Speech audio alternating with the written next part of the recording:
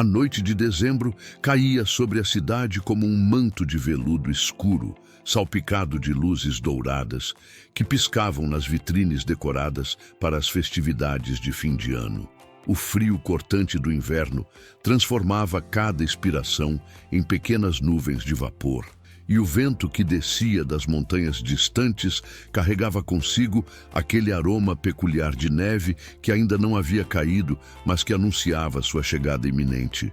Na Rua Augusta, uma das artérias mais elegantes do distrito financeiro, restaurantes sofisticados competiam pela atenção de clientes endinheirados que buscavam não apenas comida, mas experiências culinárias que pudessem ser contadas como histórias em jantares futuros. Entre esses estabelecimentos de luxo, nenhum brilhava com mais intensidade que o Le Jardin d'Étoile, um restaurante francês de alta gastronomia que havia conquistado 2 estrelas Michelin nos últimos 3 anos consecutivos e estava sendo cotado por críticos especializados como forte candidato a alcançar a 3ª, aquela distinção quase mítica que separava a excelência de perfeição absoluta. A fachada do restaurante era discreta, mas inequivocamente sofisticada. Grandes janelas de vidro francês, emolduradas por estruturas de ferro forjado, pintadas de preto fosco. Uma porta dupla de madeira maciça, com puxadores de bronze polido, que refletiam a luz suave dos lampiões a gás instalados de cada lado da entrada, e uma placa pequena, mas elegante, com o nome do estabelecimento gravado em letras cursivas douradas, que pareciam flutuar sobre o mármore negro de fundo. Às 19h43 daquela terça-feira gelada, quando o movimento de clientes começava a intensificar-se para o serviço de jantar, uma figura surgiu na calçada em frente ao Le Jardin d'Étoiles. Uma silhueta que contrastava tão drasticamente com o ambiente circundante que parecia ter atravessado uma fenda invisível entre 2 mundos completamente diferentes. Era um homem cuja idade era difícil de determinar com precisão, poderia ter 50 anos envelhecidos por adversidades ou 70 anos preservados por constituição forte, caminhando com passos lentos, mas determinados em direção à entrada principal do restaurante. Ele vestia camadas múltiplas de roupas que haviam conhecido dias melhores décadas atrás. Um sobretudo marrom escuro, com manchas de origem indeterminada, espalhadas como continentes em um mapa de miséria, calças de veludo cotelê desgastadas, cujo tecido havia perdido há muito tempo qualquer definição de cor original, tornando-se uma tonalidade genérica de cinza-marrom, que parecia ser a cor universal da pobreza prolongada. Seus pés estavam envoltos em botas de trabalho que tinham mais buracos que couro intacto, amarradas com cadarços improvisados feitos de barbante e fita adesiva. Sobre os ombros, ele carregava uma mochila militar surrada, cuja lona verde-oliva estava manchada por anos de exposição aos elementos, rasgada em diversos pontos e remendada com pedaços de tecido que não combinavam nem em cor nem em textura. Mas o que verdadeiramente definia aquele homem não eram as roupas ou a mochila. Era algo mais profundo e visível que permeava cada aspecto de sua apresentação. Sujeira incrustada sob as unhas em crescentes negros, cabelos grisalhos emaranhados que caíam em mechas irregulares sobre os ombros, uma barba densa e desgrenhada que escondia a maior parte do rosto, exceto pelos olhos castanhos profundos que, curiosamente, mantinham certa claridade que parecia não pertencer ao resto da composição. Havia uma camada de fuligem e poeira urbana cobrindo sua pele exposta, aquela sujeira particular que só acumula em pessoas que passam noites dormindo em calçadas, dias perambulando por becos, semanas sem acesso à água quente e sabão. Ele parou por um momento em frente às grandes janelas do restaurante, observando o interior iluminado, onde homens de smoking e mulheres de vestidos de gala conversavam animadamente sobre taças de vinho que custavam mais que algumas pessoas ganhavam em uma semana de trabalho honesto. Podia-se ver através do vidro as mesas cobertas com toalhas de linho branco impecável, os arranjos florais frescos trazidos diariamente de mercados especializados, os garçons movendo-se com aquela coreografia precisamente ensaiada que caracteriza estabelecimentos de altíssimo nível, e os pratos sendo apresentados como obras de arte temporárias destinadas a serem destruídas em questão de minutos através do ato irremediavelmente bárbaro, mas necessário de comer. Durante aquela pausa, enquanto o homem observava o interior através do vidro, diversos transeuntes passaram por ele na calçada, alguns acelerando o passo instintivamente ao perceber sua presença, outros desviando-se com aquele movimento sutil, mas inconfundível de pessoas que criaram anos de prática em ignorar moradores de rua, transformando invisibilidade em arte social. Uma mulher apertou a bolsa de couro italiano contra o corpo num gesto reflexivo de proteção contra a ameaça imaginária. Um casal jovem murmurou algo entre si e atravessou para o outro lado da rua. Ninguém o olhou diretamente nos olhos. Ninguém o cumprimentou. Ninguém reconheceu nele um ser humano digno de reconhecimento básico. Após aquele momento de observação silenciosa, o homem deu 3 passos decididos em direção à porta dupla de madeira maciça do Le Jardin d'Étoile. Sua mão, suja, com dedos calejados e pele rachada pelo frio, estendeu-se em direção ao puxador de bronze polido, que refletia luzes douradas daqueles lampiões a gás decorativos. Ele tocou o metal frio, sentiu o peso substancial da porta enquanto a empurrava, e atravessou o limiar entre o mundo exterior de frio e exclusão para o mundo interior de calor e luxo.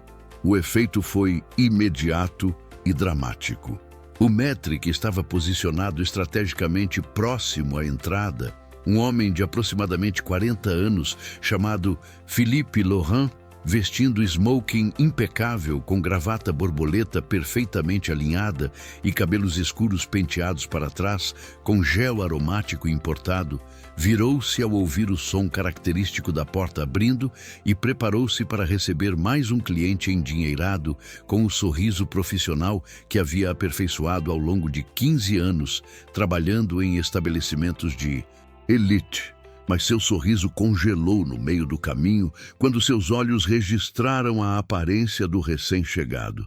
Por uma fração de segundo, Philippe simplesmente não conseguiu processar o que estava vendo. Era como se seu cérebro, acostumado a categorizar rapidamente cada pessoa que atravessava aquela porta dentro de um conjunto limitado de perfis esperados, empresários importantes, celebridades discretas, turistas ricos, casais celebrando ocasiões especiais, tivesse encontrado uma anomalia tão grande que seu sistema de classificação entrou momentaneamente em curto-circuito.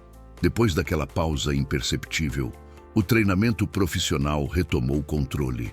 Philippe caminhou rapidamente em direção ao homem, cada passo calculado para interceptá-lo antes que pudesse avançar mais profundamente no salão principal, onde clientes já começavam a virar cabeças com expressões que variavam entre choque, nojo e curiosidade mórbida. Monsieur, Philippe disse em voz baixa, mas firme, posicionando-se entre o homem de rua e o resto do restaurante. Receio que haja um mal-entendido.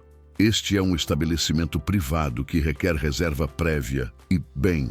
Ele hesitou, procurando palavras que soassem menos brutalmente classistas do que eram. Um código de vestimenta específico. O homem olhou para Philippe com aqueles olhos castanhos que pareciam incongruentemente claros, considerando o resto de sua aparência deteriorada.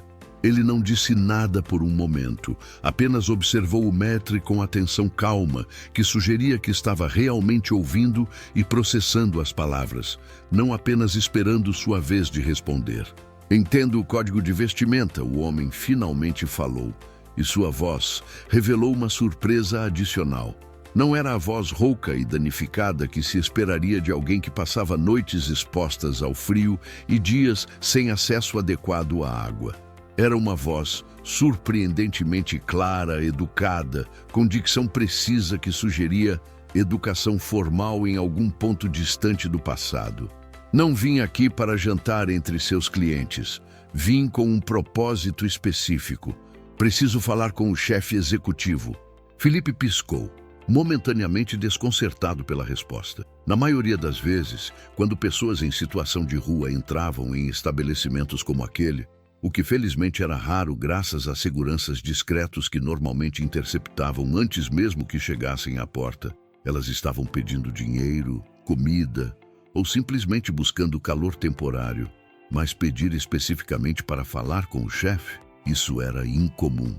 O chefe está extremamente ocupado com o serviço de jantar, Felipe respondeu, seu tom tornando-se ligeiramente mais condescendente.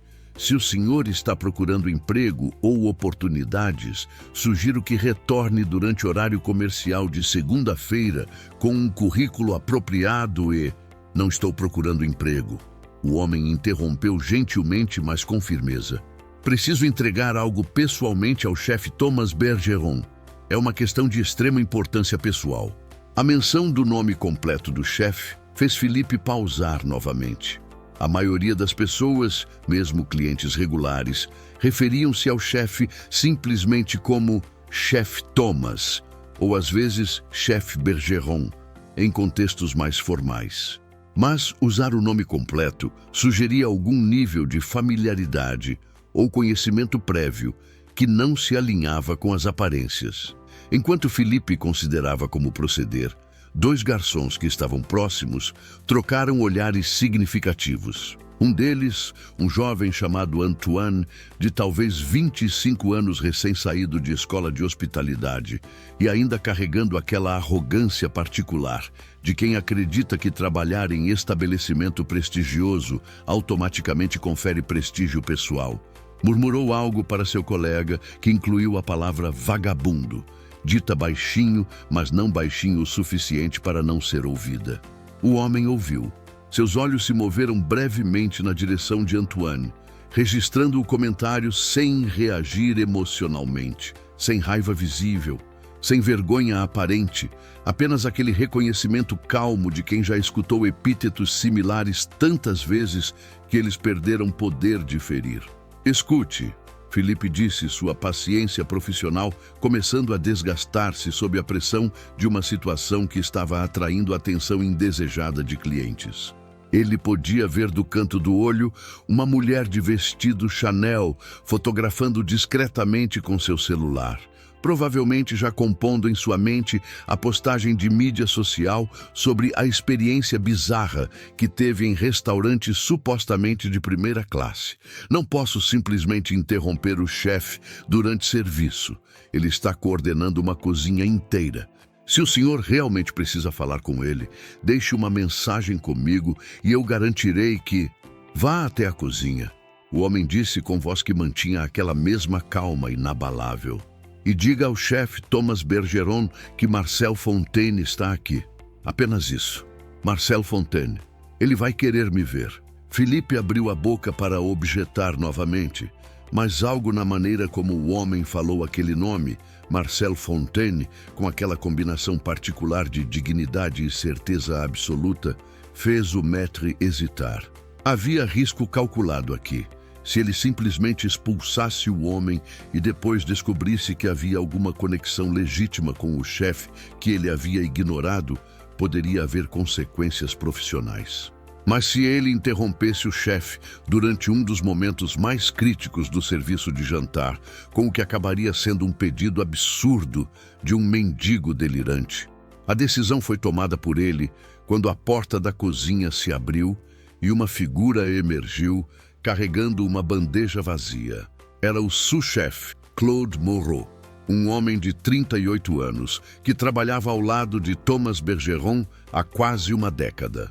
Claude estava voltando para a cozinha quando seu olhar passou casualmente pela cena próxima à entrada. O maître, obviamente agitado, o homem de aparência miserável, os clientes observando com curiosidade mal disfarçada. Claude pausou, pronto para retornar à cozinha e ignorar o drama que não era de sua responsabilidade direta. Mas então, seus olhos encontraram os do homem de rua, e algo aconteceu. Um reconhecimento, talvez, ou simplesmente a decisão consciente de que aquela situação precisava de resolução mais definitiva do que Philippe parecia capaz de fornecer no momento. Qual é o problema? Claude perguntou, aproximando-se com autoridade que vinha de sua posição na hierarquia do restaurante. Este cavalheiro, Philippe disse, escolhendo a palavra com cuidado evidente, está insistindo que precisa falar pessoalmente com o chefe Thomas. Ele diz que seu nome é Marcel Fontaine e que o chefe vai querer vê-lo. Claude estudou o homem por um momento prolongado. Seus olhos de profissional treinado notando detalhes, a sujeira incrustada, as roupas em deterioração, a mochila militar surrada. Mas também notando coisas que outros talvez não tivessem percebido. A postura ereta apesar das circunstâncias, as mãos que, embora sujas, moviam-se com certo grau de controle motor fino, os olhos que encontravam o olhar direto sem o desvio submisso comum em pessoas acostumadas a serem tratadas como inferiores. Marcel Fontaine, Claude repetiu o nome lentamente, como se testando o sabor e peso das palavras. Esse nome deveria significar algo para o chefe? Sim, o homem, Marcel, respondeu simplesmente. Claude considerou por mais um momento, então tomou uma decisão que surpreendeu a todos presentes, incluindo Philippe, cujas sobrancelhas subiram expressivamente. Esperem aqui, Claude disse. Vou verificar pessoalmente com o chefe Thomas. Depois ele virou-se e desapareceu através da porta dupla que levava à cozinha, deixando Marcel e Philippe em silêncio tenso, pontuado apenas pelo murmúrio baixo de conversas de clientes que haviam retomado suas refeições, mas mantinham olhares ocasionais, direcionados para aquela incongruência humana perto da entrada. A cozinha do Le Jardin d'Étoile era um universo próprio de calor intenso, ruído cacofônico e movimento preciso coreografado como balé executado em velocidade acelerada. Fogões industriais de 6 bocas queimavam chamas azuis sob panelas de cobre pesadas, onde reduções concentradas borbulhavam lentamente. Fornos de convecção mantinham temperaturas exatas para assados de carnes raras que precisavam alcançar precisamente 63 graus Celsius no centro geométrico. Estações de preparo exibiam ingredientes organizados com obsessiva atenção à mise en place. Cada elemento cortado no tamanho exato especificado em receitas que haviam sido refinadas através de centenas de iterações até alcançar perfeição reproduzível. No centro desse caos controlado estava Thomas Bergeron, um homem de 46 anos, cuja reputação no mundo da alta gastronomia havia sido construída através de 2 décadas de dedicação fanática à excelência culinária. Ele vestia jaleco de chefe branco imaculado, apesar do ambiente de respingos e vapores, chapéu alto tradicional que adicionava mais 10 centímetros à sua estatura já impressionante de 1,85 m. E carregava aquela expressão de concentração intensa mesclada com estresse perpetuamente controlado, que caracteriza chefes de elite durante serviço de jantar em restaurantes de alto nível. Thomas estava naquele momento supervisionando 3 pratos simultaneamente, verificando a temperatura de um lombo de cordeiro com termômetro digital de precisão, provando molho à base de vinho tinto com colher de prata que ele limpava meticulosamente entre cada prova, e inspecionando visualmente a apresentação de um risoto de cogumelos selvagens preparado por um de seus cozinheiros de linha. Sua atenção estava fragmentada entre múltiplas tarefas críticas, quando Claude se aproximou e tocou levemente em seu ombro. Chefe, Claude disse em voz que precisava ser suficientemente alta para ser ouvida sobre o ruído ambiente, mas não tão alta que perturbasse fluxo de trabalho de outros na cozinha. Preciso de um momento. Thomas virou-se com expressão que claramente comunicava que este momento precisava ser absolutamente essencial para justificar interrupção durante um dos períodos mais críticos do serviço. Há um homem na entrada, Claude começou, escolhendo palavras cuidadosamente, que insiste em falar com você pessoalmente. Ele diz que seu nome é Marcel Fontaine. A mudança no rosto de Thomas foi instantânea e total. A expressão de concentração tensa dissolveu-se, substituída por algo que Claude só poderia descrever como choque absoluto. O termômetro digital que Thomas segurava caiu de sua mão, batendo contra a superfície de aço inoxidável do counter com som metálico agudo. Sua pele, normalmente corada pelo calor constante da cozinha, tornou-se visivelmente pálida em questão de segundos. Marcel. Thomas sussurrou o nome como se fosse oração ou blasfêmia, impossível determinar qual. Suas mãos, sempre tão firmes ao segurar facas ou moldar ingredientes delicados, tremiam visivelmente. Você o conhece? Claude perguntou, genuinamente surpreso pela reação dramática. Thomas não respondeu imediatamente. Ele parecia estar em outro lugar completamente, sua mente claramente viajando através de distâncias temporais para algum ponto distante do passado que aquele nome havia evocado com poder de conjuração mágica. Como ele é? Thomas finalmente perguntou, sua voz estranhamente fraca, considerando sua personalidade normalmente comandante. Claude hesitou, não querendo soar cruel, mas também não sabendo como descrever diplomaticamente o que havia visto. Ele está em condição difícil, chefe. Parece estar vivendo nas ruas, muito sujo, roupas em trapos, carregando uma mochila velha. Felipe estava tentando fazê-lo sair quando eu intervim. Thomas fechou os olhos por um longo momento, como se processando informação que era simultaneamente impossível de acreditar e completamente inevitável. Quando os abriu novamente, havia uma determinação férrea que Claude reconheceu. Era a mesma expressão que o chefe tinha quando decidia fazer algo, independentemente de obstáculos ou opiniões contrárias. Assuma o comando da cozinha, Thomas disse abruptamente, já desamarrando seu avental. Todos os pratos seguem cronograma estabelecido. Não aceite atrasos, mantenha padrão de qualidade absoluto. Eu volto em 15 minutos. Claude piscou atordoado. Em toda sua década trabalhando ao lado de Thomas, ele nunca mesmo uma única vez, havia visto o chefe abandonar seu posto durante serviço de jantar. Era praticamente um artigo de fé religiosa que o chefe executivo permanecesse no comando da cozinha desde o primeiro pedido até o último prato servido. Chefe, você tem certeza? Estamos no meio do 15 minutos, Thomas repetiu, sua voz não permitindo discussão. Ele pendurou seu avental em gancho próximo, ajustou rapidamente seu jaleco para garantir que estava minimamente apresentável e caminhou com passos rápidos em direção à porta que conectava a cozinha ao salão principal. Quando Thomas emergiu no salão de jantar, Felipe praticamente saltou em sua direção, claramente aliviado por ter o chefe assumindo responsabilidade por aquela situação estranha. Mas Thomas nem mesmo olhou para seu maître. Seus olhos varreram o espaço próximo à entrada até encontrarem a figura que Claude havia descrito. E mesmo com toda a preparação mental que ele tentara fazer durante os segundos de caminhada da cozinha até ali, nada poderia tê-lo preparado verdadeiramente para ver aquilo. Era Marcel. Era indubitavelmente, inconfundivelmente Marcel Fontaine.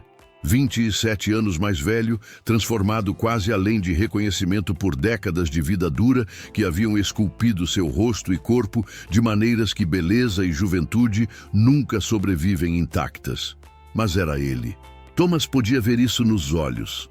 Aqueles mesmos olhos castanhos que haviam observado com paciência infinita enquanto um Thomas de 19 anos, arrogante e impaciente, cometia erros repetidos em uma cozinha muito menor e muito mais humilde que esta.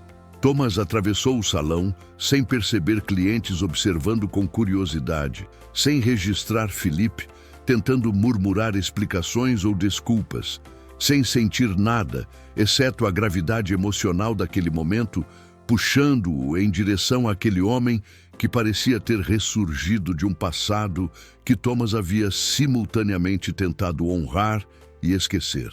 "Marcel", Thomas disse ao alcançar a entrada, sua voz carregando camadas de emoção que ele normalmente nunca permitiria que outros testemunhassem. "Meu Deus, Marcel, é realmente você."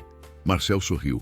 Um sorriso pequeno, mas genuíno, que criou rugas profundas nas laterais de seus olhos e revelou dentes que haviam conhecido dias melhores, mas que ainda mantinham aquela centelha de humanidade que sujeira e degradação nunca conseguem completamente extinguir.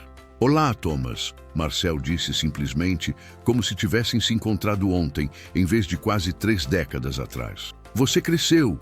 Thomas deixou escapar algo entre riso e soluço. Ele estendeu as mãos em direção a Marcel num gesto instintivo, então pausou ao perceber a sujeira visível, os trapos, toda a evidência física de anos vividos em condições que sua mente privilegiada mal conseguia conceber.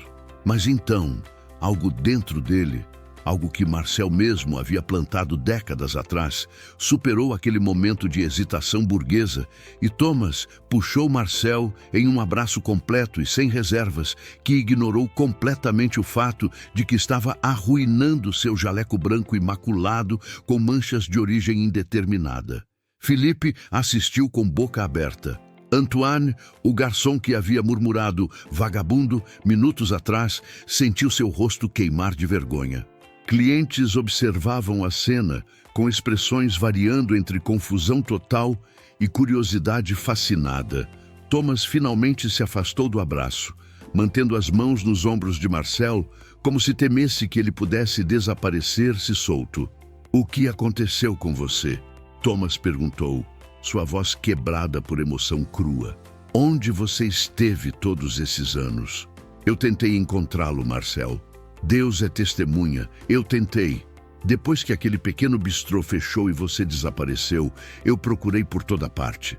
Perguntei a todos que poderiam saber algo, mas você simplesmente evaporou." Marcel manteve aquele mesmo sorriso tranquilo, como se estivesse discutindo o clima, em vez de explicar décadas de ausência e aparente deterioração total de circunstâncias de vida. "A vida tem seus caminhos tortuosos", Marcel disse com voz filosófica que parecia completamente deslocada, considerando sua aparência. "Algumas escolhas nos levam para cima, outras para baixo. Algumas vezes temos controle, outras vezes simplesmente somos levados pelas correntes. Mas não vim aqui para falar sobre minha jornada. Vim trazer algo que pertence a você." Ele desviou a mochila militar surrada de seus ombros, um movimento que revelou quão magro ele havia se tornado sob aquelas camadas de roupas, seus ombros ossudos visíveis através do tecido fino e rasgado de uma camisa que provavelmente já fora branca em alguma época anterior. Marcel abriu a mochila com movimentos cuidadosos, suas mãos sujas, mas surpreendentemente firmes, e retirou algo embrulhado em tecido de veludo azul escuro que parecia incongruentemente precioso, considerando seu container. Thomas observou enquanto Marcel desdobrava cuidadosamente o veludo, revelando gradualmente o objeto dentro. Quando finalmente foi exposto completamente, Thomas sentiu lágrimas brotando em seus olhos. Lágrimas que ele não havia permitido que fluíssem publicamente desde que era criança, mas que agora não podia controlar. Era uma faca de chefe, mas não qualquer faca. Era a faca que Marcel havia dado a Thomas 27 anos atrás, durante seu último dia trabalhando como aprendiz no pequeno bistrô onde Marcel era chefe proprietário. A lâmina de aço carbono mostrava sinais de uso amoroso, pequenas manchas de pátina que indicavam décadas de manutenção cuidadosa, uma nitidez que sugeria afiação regular, aquele equilíbrio perfeito entre cabo e lâmina que só facas de qualidade excepcional e manuseio constante alcançam. O cabo de madeira escura estava desgastado, mas não danificado, moldado por anos de pressão de mãos, segurando-o em ângulos específicos para cortes precisos. "Você manteve ela", Thomas sussurrou, pegando a faca com reverência que outros poderiam reservar para relíquias religiosas. "Todos esses anos, através de tudo, você manteve minha faca." "Não é sua faca", Marcel corrigiu gentilmente. "Nunca foi.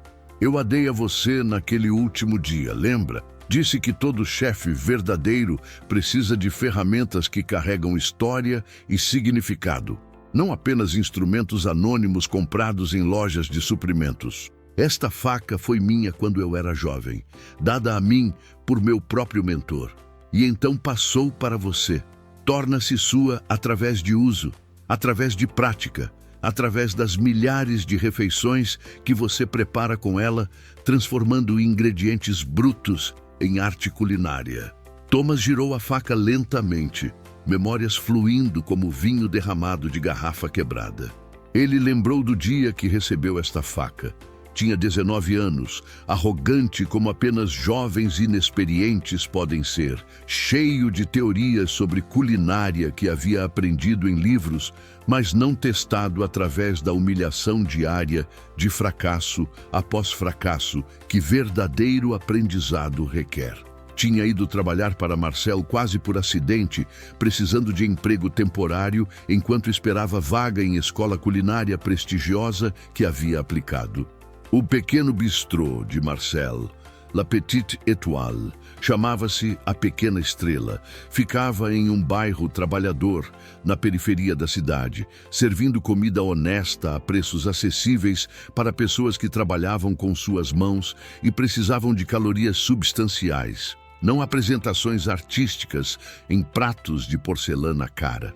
Thomas havia olhado para baixo aquele emprego inicialmente, considerando-o temporário e inferior às suas ambições grandiosas. Mas Marcel não havia tolerado aquela atitude nem por um dia. Ele colocou Thomas na station de legumes e o fez cortar mirepoix, aquela base clássica francesa de cebola, cenoura e aipo cortados em cubos precisos, por 8 horas seguidas. Depois verificou cada cubo individualmente, separando os que estavam muito grandes, muito pequenos, irregulares, e os colocou em uma tigela que ele então apresentou a Thomas com aquela expressão calma, que de alguma forma comunicava desapontamento mais profundo que qualquer grito jamais poderia. "Um chefe que não pode cortar mirepoix consistentemente não é chefe", Marcel havia dito. "É apenas alguém que aprendeu palavras francesas para comida. Volte amanhã e tente novamente." Thomas havia retornado. E novamente. Durante 6 meses, ele trabalhou naquele pequeno bistrô, aprendendo não através de lições teóricas ou demonstrações elaboradas, mas através de repetição implacável de fundamentos básicos executados sob supervisão de alguém cujos padrões pareciam impossíveis de satisfazer. Marcel nunca gritava, nunca humilhava publicamente, mas também nunca aceitava nada menos que perfeição possível dentro das limitações de cada ingrediente e cada técnica. E então, no último dia de Thomas, quando ele finalmente recebera a carta de aceitação da escola culinária e viria para dizer adeus, Marcel havia chamado-o para o pequeno escritório nos fundos do bistrô e apresentado aquela faca embrulhada em veludo azul. "Você aprendeu o que eu poderia ensinar", Marcel havia dito naquele dia distante. "Agora vá aprender o resto. Mas lembre-se sempre, técnica sem alma produz comida tecnicamente perfeita, mas emocionalmente vazia.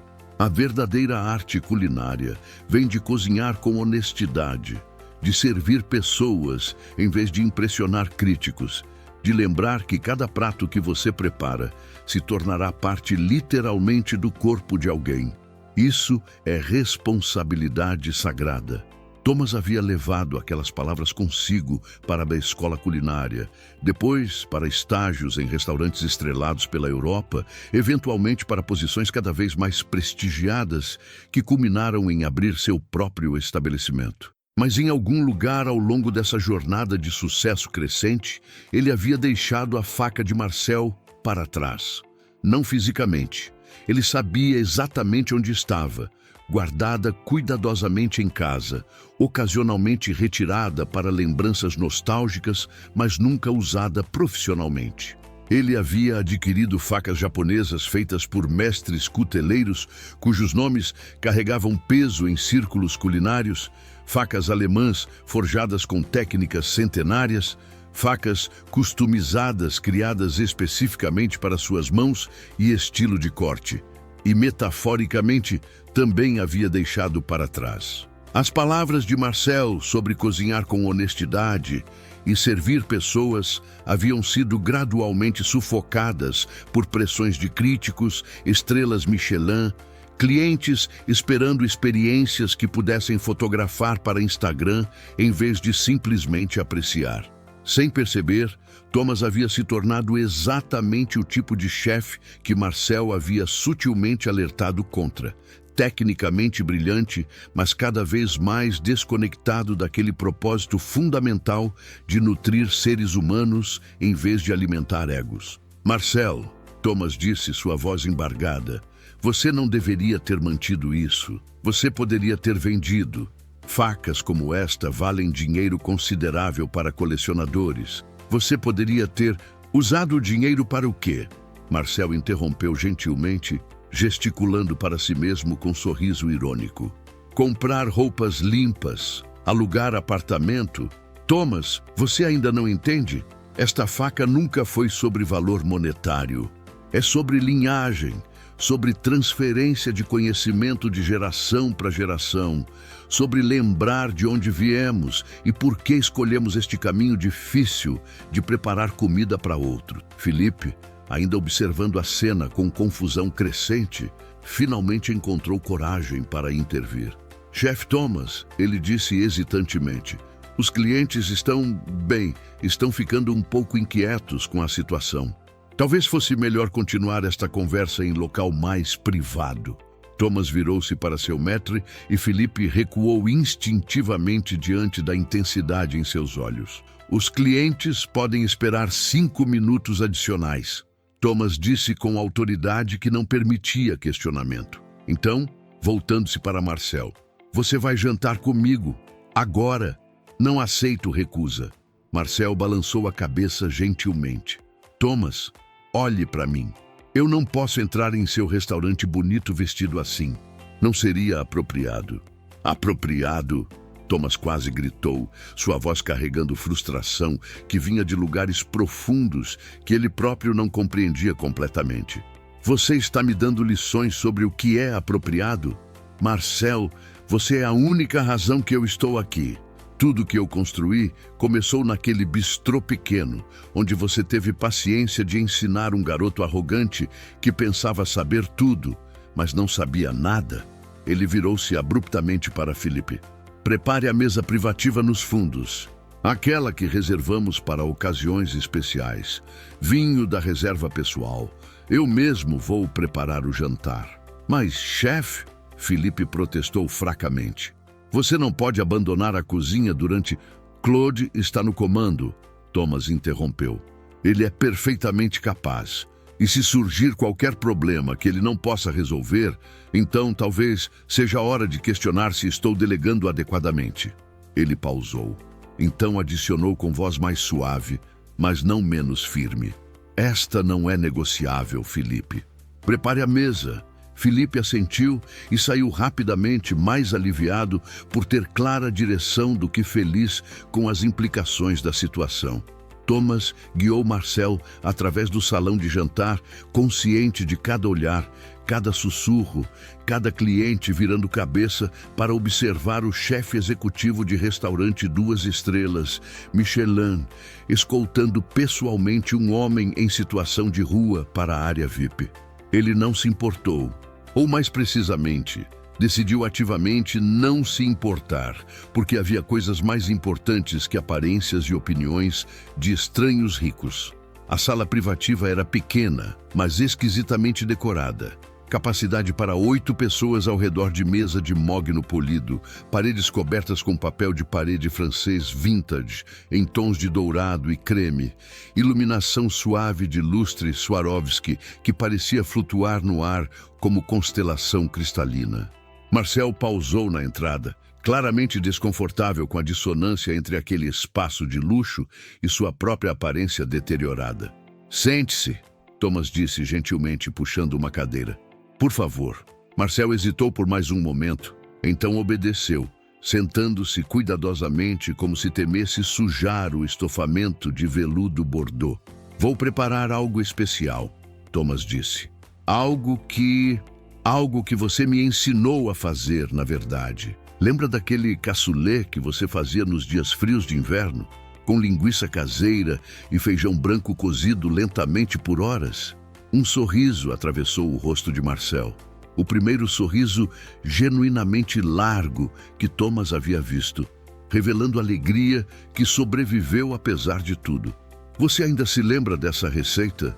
Marcel perguntou com algo próximo ao orgulho paternal em sua voz. "Lembro de cada receita que você me ensinou", Thomas respondeu honestamente. "Posso tê-las modificado, elevado, transformado em versões mais refinadas para este contexto, mas os fundamentos, aqueles vieram todos de você." Thomas saiu e retornou 15 minutos depois, exatamente 15 minutos como havia prometido a Claude, carregando pessoalmente uma bandeja com 2 pratos. O cassoulet havia sido adaptado, obviamente. Em vez de tigelas simples de cerâmica, era servido em cocotes individuais de ferro fundido Le Creuset. A linguiça era artesanal de fornecedor especializado, em vez de feita em casa. O feijão branco vinha de variedade específica importada da região de Tarbais, na França, em vez de genéricos comprados em mercados locais. Mas a essência estava lá. Aquele casamento perfeito de proteínas ricas, com leguminosas terrosas, finalizado com crosta de pão ralado que havia sido dourada até precisamente o ponto onde crocância encontra maciez interior. Tomás colocou um prato diante de Marcel, o outro em frente ao lugar onde ele próprio se sentaria, e então buscou uma garrafa de vinho que havia descansado respirando durante aqueles 15 minutos. Um Chateauneuf du Pape de safra excepcional, que normalmente ele reservava para os clientes mais estimados ou ocasiões mais importantes. Eles comeram em silêncio por alguns minutos. Marcel claramente saboreando cada garfada, com atenção que ia além de simplesmente matar fome. Embora Thomas suspeitasse, com aperto doloroso no coração, que Marcel provavelmente não havia comido refeição adequada em tempo considerável. Mas havia algo mais que fome física sendo saciado ali. Havia nutrição de tipo diferente acontecendo através daquela comida compartilhada. "Você fez melhor que eu", Marcel finalmente disse, limpando delicadamente boca com guardanapo de linho. "Sempre soube que faria. Você tinha talento que só precisava de paciência e disciplina para florescer." "Não fiz melhor", Thomas respondeu firmemente. "Fiz diferente, mais complexo talvez, mais refinado tecnicamente. Mas melhor? Não. Suas versões tinham algo que as minhas nunca terão. Tinham honestidade absoluta, sem pretensões, sem tentar impressionar. Apenas comida excelente feita para nutrir pessoas, não egos." Marcel estudou Thomas por longo momento, seus olhos castanhos parecendo ver além de superfícies para camadas mais profundas de significado. "Você parece cansado, Thomas", Marcel observou gentilmente. "E não é cansaço físico de longo serviço, é algo mais profundo. Você está feliz fazendo o que faz?" A pergunta atravessou as defesas de Thomas como faca quente em manteiga. Ninguém havia lhe perguntado isso. Realmente perguntado, com intenção genuína de escutar resposta honesta, em anos. Todos assumiam que chefe executivo de restaurante 2 estrelas Michelin, que estava sendo considerado para a 3ª estrela, que tinha lista de espera de meses para reservas, que ganhava salário de 6 dígitos e recebia elogios constantes de críticos internacionais. Todos assumiam que tal pessoa devia estar supremamente feliz. Eu não sei, Thomas admitiu, surpreso por sua própria honestidade. Alcancei tudo que sonhei quando tinha 19 anos. Construí exatamente o tipo de restaurante que imaginava. Tenho reconhecimento, sucesso financeiro, respeito de peers, mas tem dias que eu me sinto como máquina, apenas executando movimentos, preparando pratos que são tecnicamente perfeitos, mas que talvez tenham perdido algo essencial ao longo do caminho. Alma, Marcel disse simplesmente. Você está descrevendo comida que perdeu alma. Thomas assentiu lentamente, aceitando o diagnóstico que ele próprio temia articular. Quando você fechou La Petite Étoile, Thomas disse, mudando o assunto porque era muito doloroso habitar aquele por mais tempo. O que aconteceu? Tentei encontrar você. Fui ao endereço antigo, mas o edifício inteiro havia sido demolido para desenvolvimento imobiliário. Ninguém sabia para onde você tinha ido. Marcel tomou um gole de vinho, saboreando com apreciação, que vinha de conhecimento profundo. Então colocou a taça cuidadosamente de volta sobre a mesa. Perdi tudo, Marcel disse com aquela mesma voz calma que ele usava para discutir técnicas de culinária. O edifício foi vendido, meu contrato de locação não foi renovado.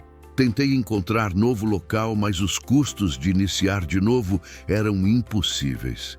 Economias que havia acumulado foram rapidamente consumidas, apenas tentando sobreviver enquanto procurava oportunidades.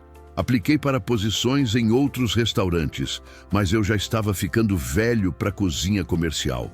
52 anos, sem networking em círculos de alta gastronomia, apenas experiência em pequeno bistrô de bairro. Ele pausou, seus dedos traçando padrões invisíveis na toalha de mesa de linho. Escolhas ruins se acumularam. Perdi apartamento. Vivi temporariamente com conhecidos até esgotar boas-vindas. Eventualmente encontrei-me nas ruas e uma vez que você cai até esse nível, escapar torna-se exponencialmente mais difícil. Sem endereço, não consegue emprego. Sem emprego, não consegue apartamento. É ciclo que se auto-perpetua. O porquê não me procurou? Thomas perguntou, sua voz quebrada por emoção e algo próximo de raiva, não dirigida a Marcel, mas às circunstâncias, ao universo, a si mesmo, por não ter feito mais para permanecer conectado. Eu teria ajudado, teria lhe dado emprego, moradia, o que fosse necessário.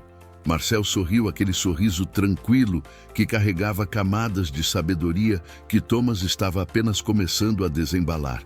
E você acha que eu não sabia disso? Marcel disse gentilmente. Thomas, eu li sobre você. Jornais, revistas, críticas. Segui sua carreira com o orgulho que mentor sente quando vê estudante exceder todas as expectativas. Mas precisamente porque eu tinha tanto orgulho em você, eu não podia me tornar seu fardo. Você estava construindo algo importante. Não ia permitir que minhas falhas interferissem com seu sucesso. Isso é absurdo, Thomas protestou. Você nunca seria fardo. Você é a razão que eu... Deixe-me terminar. Marcel interrompeu gentilmente, mas firmemente. Vivi nas ruas por 27 anos, Thomas. 27 invernos, 27 verões, milhares de dias assistindo pessoas passarem sem me ver, sendo tratado como mobília urbana inconveniente. E você sabe o que aprendi? Thomas balançou a cabeça silenciosamente. Aprendi que humildade verdadeira não é fingida. Aprendi que dignidade não depende de circunstâncias externas, mas de manutenção de valores internos, mesmo quando ninguém está observando. Aprendi que cada pessoa que eu encontrava, do executivo de terno de $3.000 ao outro morador de rua, compartilhando cobertor sob ponte, cada um carregava o universo completo de histórias, sonhos, fracassos, esperanças. Aprendi a ver humanidade onde sociedade ensina invisibilidade. Ele pausou, tomando outro gole de vinho. E mantive sua faca todos esses anos porque ela me lembrava de por que eu escolhi ser chefe em primeiro lugar. Não por glória ou reconhecimento ou dinheiro, embora nada disso seja inerentemente ruim, mas porque há algo sagrado em preparar comida para outros, em pegar ingredientes brutos e transformá-los em nutrição, que literalmente se torna parte dos corpos de pessoas. Isso é intimidade de tipo que transcende palavras. Thomas sentiu lágrimas escorrendo livremente agora, sem nem tentar escondê-las ou limpá-las. Vim aqui hoje, Marcel continuou, porque senti que era tempo de retornar a faca para você. Não fisicamente, obviamente você tem facas melhores agora, mas simbolicamente, queria lembrar você de por que começou este caminho. E talvez, se eu puder ter presunção de oferecer conselho a alguém que ultrapassou tão dramaticamente minha própria realização, qualquer conselho, Thomas disse rapidamente. Por favor, não persiga estrelas Michelin, Marcel disse com voz suave, mas carregada de convicção. Persiga excelência, sim. Persiga perfeição técnica, absolutamente. Mas faça isso em serviço de nutrir pessoas, não de impressionar críticos. Porque no final das contas, aquelas estrelas, tão prestigiosas quanto sejam, são julgamentos externos sobre valor que só você pode definir internamente. Eles terminaram a refeição em silêncio contemplativo, cada homem perdido em seus próprios pensamentos, mas compartilhando espaço com um conforto que vem de conexão verdadeira, que transcende circunstâncias superficiais. Quando finalmente se levantaram para sair da sala privativa, Thomas fez Marcel esperar um momento. Isso não termina aqui, Thomas disse com determinação férrea. Você não vai voltar para as ruas. Tenho um apartamento pequeno acima do restaurante que uso ocasionalmente quando trabalho até tarde. É seu agora. E quero que você considere trabalhar aqui, não como empregado comum, mas como consultor especial. Alguém que pode me ajudar a lembrar de valores fundamentais enquanto perseguimos excelência técnica. Marcel abriu a boca para protestar, mas Thomas ergueu a mão. Por favor, Thomas disse, e havia súplica genuína em sua voz. Deixe-me fazer isso. Não como caridade, mas como necessidade egoísta. Eu preciso de você, Marcel.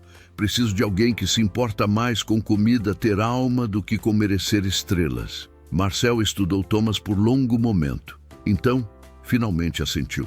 Sob uma condição, Marcel disse, que você me deixe lavar pratos. Preciso ganhar meu sustento, não apenas recebê-lo. Thomas deixou escapar riso, que era parte alegria, parte alívio, parte reconhecimento de quão perfeitamente essa resposta encapsulava quem Marcel era essencialmente. Acordo fechado, Thomas disse, estendendo a mão. Mas você vai lavar pratos com a melhor técnica que este restaurante já viu. Nos meses que se seguiram, mudanças sutis mas profundas começaram a permear o Le Jardin d'Étoile. Marcel não mudou nada dramaticamente. Ele lavava pratos meticulosamente. Observava a cozinha funcionando em seu ritmo frenético. Ocasionalmente, oferecia comentários sussurrados a Thomas durante momentos quietos entre serviços. Mas sua presença transformou algo fundamental. Staff começou a notar como Thomas passava mais tempo conversando com cada prato antes de enviá-lo. Não apenas verificando temperatura e apresentação, mas realmente considerando se ele nutriria adequadamente a pessoa que o comeria. O menu começou a incluir pratos ocasionais que eram mais simples tecnicamente, mas mais ricos emocionalmente. Uma sopa de cebola perfeita que lembrava lares e conforto. Um pão caseiro servido ainda quente com manteiga de qualidade excepcional, mas sem pretensões. Antoine, o garçom que havia murmurado vagabundo naquela primeira noite, ficou especialmente transformado. Marcel nunca mencionou o comentário, nunca o confrontou, simplesmente o tratou com respeito consistente, que eventualmente quebrou camadas de arrogância defensiva, até revelar jovem inseguro, embaixo, que queria aprender. E Thomas? Ele começou a cozinhar com alegria renovada que havia esquecido era possível. ainda perseguia excelência técnica, ainda se importava profundamente com reconhecimento profissional. Mas agora fazia isso sem perder vista de propósito fundamental: criar experiências que nutriam não apenas corpos, mas almas das pessoas que confiavam nele com suas refeições. 6 meses após aquela noite de dezembro, quando Marcel atravessou a porta do restaurante, Le Jardin d'Étoile recebeu sua 3ª estrela Michelin. Quando a notícia chegou, Thomas não celebrou da maneira que imaginou durante todos aqueles anos de ambição. Em vez disso, fechou o restaurante por uma noite, algo sem precedentes, e convidou todos os funcionários, de sous-chefes a lavadores de prato, para jantar especial. Ele preparou cassoulet, o cassoulet de Marcel, servido em tigelas simples de cerâmica, com vinho honesto e pão caseiro. E enquanto todos comiam e conversavam e riam juntos, sem hierarquias de posição interferindo, Thomas percebeu que aquela era a estrela mais importante que jamais receberia. Não a de críticos distantes, mas de reconexão com razão pela qual havia escolhido este caminho difícil em primeiro lugar. Marcel assistia de sua cadeira próxima à janela, a mesma janela através da qual havia observado o restaurante daquela calçada fria meses atrás, e sorria aquele sorriso tranquilo que sabia, sem palavras precisarem ser ditas, que às vezes o maior presente que podemos dar não é evitar que as pessoas caiam, mas estar lá para lembrá-las de quem são quando finalmente se levantam novamente. Esta história nos ensina verdades profundas sobre julgamento, valor humano e o que realmente constitui sucesso em qualquer empreendimento que escolhemos perseguir. Primeiro, ela nos lembra brutalmente que nunca sabemos a história completa de qualquer pessoa que encontramos. Marcel não era apenas um mendigo, era mentor, artista culinário, homem que havia tocado vidas profundamente antes de circunstâncias o reduzirem à aparência que sociedade categoriza como descartável. Quantas vezes passamos por pessoas em situação de rua e fazemos julgamentos instantâneos baseados puramente em aparências externas? Quantas histórias extraordinárias, quantas contribuições valiosas ao mundo, quantas lições importantes deixamos de aprender porque decidimos que alguém não merece nossa atenção baseado apenas em como estão vestidos ou onde dormem. Segundo, a narrativa expõe hipocrisia de sistemas que valorizam apresentação sobre substância. Philippe, Antoine e outros no restaurante estavam prontos para expulsar Marcel, baseado exclusivamente em sua aparência. Nunca ocorreu a eles que alguém vestido daquele modo poderia ter conhecimento válido ou conexão legítima com seu chefe estimado. Eles haviam sido treinados através de anos trabalhando em estabelecimentos de elite a equacionar valor monetário externo com valor humano intrínseco. Esta é lição que transcende restaurantes. Permeia quase todas as camadas de nossa sociedade, onde constantemente confundimos indicadores superficiais de sucesso com medidas verdadeiras de caráter e contribuição. Terceiro, e talvez mais profundo, a história nos mostra que verdadeira grandeza não se mede por reconhecimento externo, mas por manutenção de valores internos, mesmo quando ninguém está observando ou reconhecendo. Marcel poderia ter se tornado amargo após décadas vivendo nas ruas. Poderia ter culpado Thomas, sociedade ou simples má sorte. Poderia ter vendido aquela faca preciosa a qualquer momento para conseguir dinheiro temporário. Mas escolheu diferente. Escolheu manter dignidade, preservar objeto que representava linhagem de conhecimento sendo passado entre gerações. E quando finalmente teve oportunidade de reconectar com Thomas, fez isso não como súplica, mas como presente, retornando algo que acreditava pertencer a seu antigo estudante. E Thomas? Sua jornada nos mostra perigo de sucesso que perde conexão com propósito. Ele havia alcançado praticamente tudo que sociedade define como sucesso em sua profissão. restaurante prestigioso, estrelas Michelin, reconhecimento internacional. Mas em algum ponto dessa ascensão, havia perdido contato com razão pela qual havia escolhido cozinhar em primeiro lugar. Precisou da intervenção de seu antigo mentor, agora em condições drasticamente reduzidas, para redescobrir que excelência técnica sem alma produz produtos impressionantes, mas emocionalmente vazios. A história também nos desafia a reconsiderar o que constitui ajudar alguém. Marcel, especificamente, recusou procurar Thomas durante seus anos de dificuldade porque não queria se tornar fardo. Havia orgulho nisso, sim, mas também sabedoria.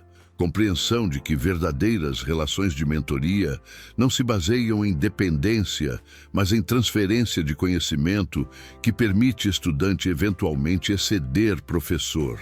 Quando finalmente aceitou a ajuda de Thomas, foi sob termos que preservavam sua dignidade, trabalhando para ganhar sustento em vez de simplesmente aceitando caridade. E para todos nós, observando essa narrativa desenrolar-se, há convite implícito a examinar nossas próprias vidas. Quantas vezes julgamos livros por capas? Quantas vezes permitimos que aparências superficiais determinem como tratamos outros seres humanos? Quantas vezes perseguimos reconhecimento externo às custas de perder contato com propósitos internos que originalmente nos motivaram? E quando foi a última vez que pausamos para realmente ver, genuinamente ver, alguém que sociedade nos treinou para tornar invisível? Marcel e Thomas nos mostram que transformação verdadeira flui em ambas direções. Mentor transforma estudante através de ensino paciente, mas estudante também transforma mentor através de honrar lições recebidas, aplicando-as com criatividade e eventualmente retornando algo de valor quando o ciclo se completa. E que às vezes a pessoa que aparenta precisar mais de resgate é, na verdade, aquela trazendo salvação para quem pensava estar seguro, mas havia perdido o caminho sem perceber. Se esta história tocou algo dentro de você, se fez questionar pressuposições sobre valor humano e julgamentos que fazemos baseados em aparências, então convido você a dar o próximo passo. Inscreva-se neste canal. Aqui você encontrará narrativas que não apenas entretêm, mas transformam perspectivas de maneira profunda e duradoura. Cada história é cuidadosamente construída para explorar temas de humanidade, dignidade, transformação pessoal e aquelas verdades morais que transcendem tempo e cultura. Não fazemos conteúdo de consumo rápido que evapora da memória em 24 horas. Fazemos narrativas extensas que respeitam sua inteligência, que confiam em sua capacidade de engajar com complexidade, que sabem que algumas lições mais importantes da vida vêm não de slogans motivacionais superficiais, mas de histórias profundamente sentidas que permanecem conosco por anos. Inscreva-se agora e ative o sino de notificações para não perder próximas narrativas transformadoras. Junte-se à comunidade de pessoas que acreditam que storytelling bem executado pode mudar como vemos o mundo e nosso lugar nele. E depois de assistir ou ler esta história, leve uma ação concreta consigo para o mundo real. Na próxima vez que encontrar alguém em situação de rua, realmente veja essa pessoa. Não precisa dar dinheiro se isso o faz desconfortável. Mas pelo menos reconheça a humanidade com contato visual, com cumprimento gentil, com reconhecimento básico de que está vendo outro ser humano em vez de mobília urbana inconveniente. Porque aquela pessoa poderia ser Marcel. Poderia ser alguém que em outra vida foi professor, artista, mentor, contribuidor valioso que circunstâncias reduziram temporariamente, mas não eliminaram essencialmente. E você nunca saberá a menos que escolha ver. Inscreva-se. Compartilhe esta história com alguém que precisa dessa lição. E juntos podemos criar ondas de transformação que começam com narrativas, mas se manifestam em ações concretas de dignidade, respeito e reconhecimento mútuo de nossa humanidade compartilhada.